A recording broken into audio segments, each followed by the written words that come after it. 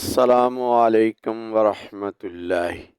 ناظرین، رمضان المبارک کی اہمیت و فضیلت کو سمجھنے کے لیے قرآن اور رمضان کے باہمی ربط کو جاننا ہوگا، کیونکہ رمضان کو قرآن سے گہری نسبت حاصل ہے۔ عنوان گفتگو ہے عظمت رمضان اور نسبت قرآن۔ رمضان المبارک کے مقدس اور بابرکت مہینے کو فضیلت نسبت قرآن سے ملی ہے۔ ارشاد باری تعالی ہے، شہر رمضان الذی انزل فیہ القرآن ھدی للناس وبینات من الھدی والفرقان۔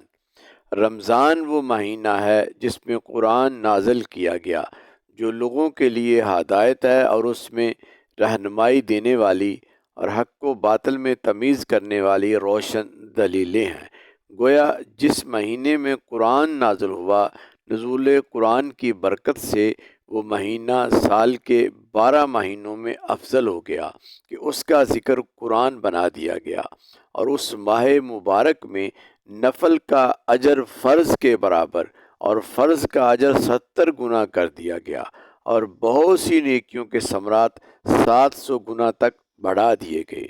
رسول اللہ صلی اللہ علیہ وسلم نے ارشاد فرمایا، وَهُوَ شَهْرٌ أَوَّلُهُ رَحْمَةٌ وَأَوْسَطُهُ مَغْفِرَةٌ وَآخِرُهُ عِتْقٌ مِّنَ النَّارِ۔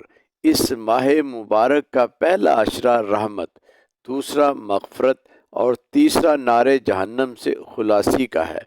گویا نزول قرآن کی برکت سے اس ماہ مبارک میں اللہ کی رحمت و مغفرت اور انعامات و اکرام موسلادھار بارش کی طرح برستے ہیں۔ جس کا جی چاہے دامن مراد پھیلائے اور جھولیاں بڑھتا چلا جائے۔ ناظرین، بلا شبہ نزول قرآن کے مراحل تو رسول اللہ صلی اللہ علیہ وسلم کے قلب اطہر پر کم و بیش 23 سال جاری رہے، مگر نزول قرآن لوح محفوظ سے آسمان دنیا پر ایک لمحہ میں بھیج دیا گیا، جو کہ جبریل امی آقا کی بارگاہ میں حکم الہی کے تحت حسب ضرورت تھوڑا تھوڑا پہنچاتے رہے، مگر وہ لمحہ قرآن کے لوح محفوظ سے آسمان دنیا پر آنے کا جس رات میں آیا، اِنَّا أَنزَلْنَاهُ فِي لَيْلَةِ الْقَدْرِ، اس رات کو لیلۃ القدر کا نام دے کر اتنی عظمت دے گیا کہ اس ایک رات کی عبادت خیر من الف شہر، 1000 مہینوں کی عبادت سے بہتر ہو گئی۔ گویا اس رات اور اس مہینہ کو یہ اعزاز و مرتبہ ملا تو فقط نزول قرآن کی نسبت سے ملا۔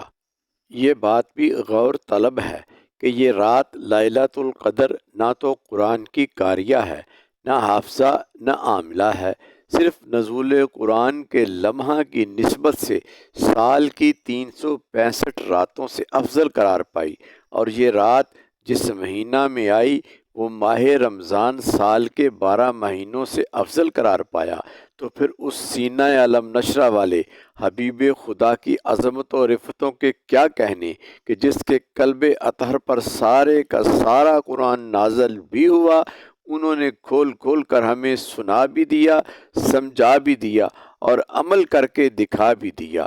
بالفاظ شاعر یہی کہیں گے کہ حقیقت محمد دی پا کوئی نہیں سکدا، اتھاں چپ دی جائے لب ہلا کوئی نہیں سکدا، جہاناں دی رحمت کہا کوئی نہیں سکدا، محمد دے رتبے نو پا کوئی نہیں سکدا۔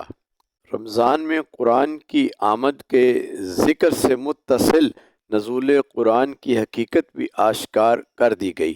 فرمایا، ھدی للناس وبینات من الھدی والفرقان۔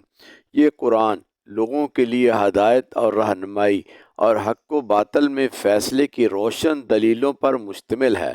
سوال یہ ہے کہ اب قرآن سے ہدایت و رہنمائی ملے گی کیسے؟ ظاہری بات ہے، جب تک اسے پڑھیں گے نہیں، سمجھیں گے نہیں تو ہدایت کا ملنا ممکن نہیں۔ اس پر قرآن خود اعلان کر رہا ہے، ان فی ذالک لآیات لقوم یتفکرون۔ بے شک اس میں غور و فکر کرنے والوں کے لیے ہدایت کی نشانیاں ہیں، یعنی جو غور و فکر سے پڑھے وہ ہدایت حاصل کر لیتا ہے، مگر ہم نے تو اسے سمجھ کر پڑھنا ہی چھوڑ دیا ہے۔ پھر ہدایت کہاں سے آئے گی؟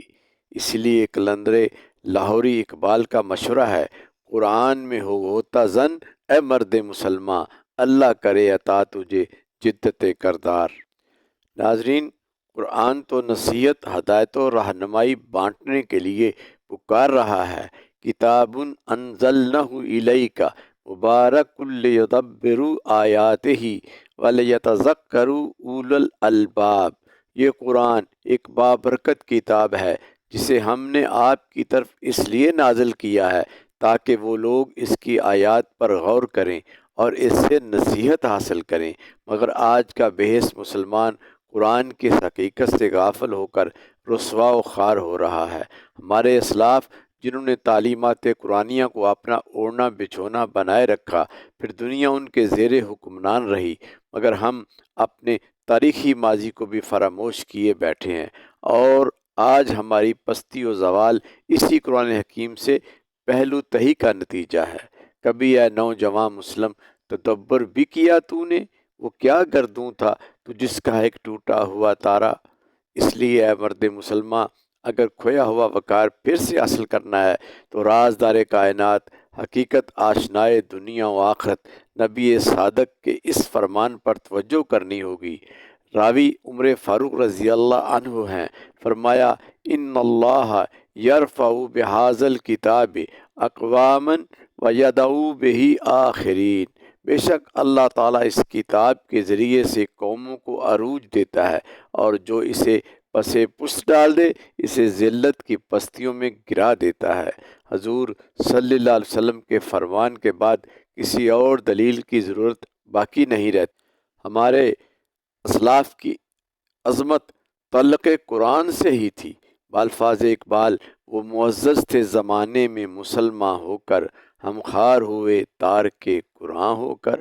آج عالم دنیا میں محکومی کی صورت میں ہمیں سزا مل رہی ہے تو اس بات کی کہ ہم نے اس قرآن کریم سے دوری اختیار کر لی، قرآن سے استفادہ کرنا چھوڑ دیا ہے۔ لہٰذا آئیے قرآن کے دامن سے وابستہ ہو جائیں۔ تمسک قرآن سے ہی ہماری کامیابی اور فلاح دارین وابستہ ہے۔ اللہ عمل کی توفیق عطا فرمائے، آمین یا رب العالمین، بجاہ النبی الکریم۔